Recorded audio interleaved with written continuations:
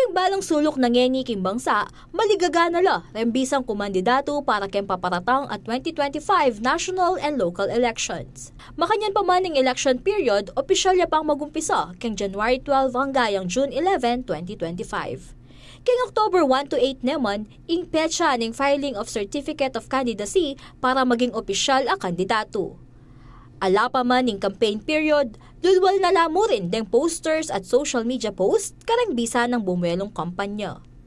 Uning king Pampanga, sinabi na mo naman ing mapila na insidente ning patayan. Adwa na lang kapitan deng may ambush, bulan mo ing pilatan.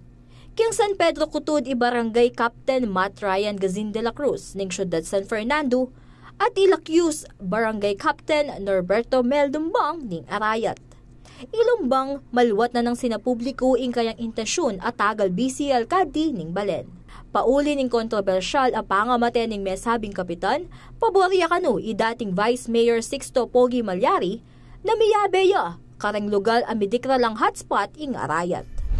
Ngayon nangyari ngayon uli nga pong alapang election, magparandam la pa, kaibat na kepalya yan much better may kabit na king hotspot. Nung pwede mo pin na ring uniform personnel la rin, ilan ang magdalang arm, ilan na mo magdala.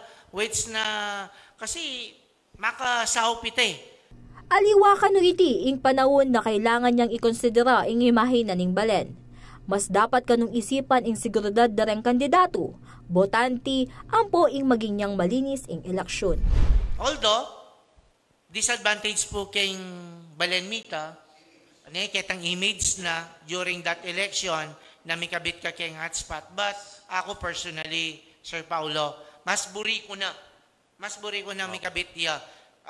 Siguro nung datang itang panahon, kaya rin na ning election, at yun aking lukluk kapag katiwalan na rin kabalen, nung makanano nang i-recover into good na ing Balen. Baka nita mo po for the better of this election. Samantala, metong yan naman imalyari kareng magparamdam na tagal ngayon daratang halalan.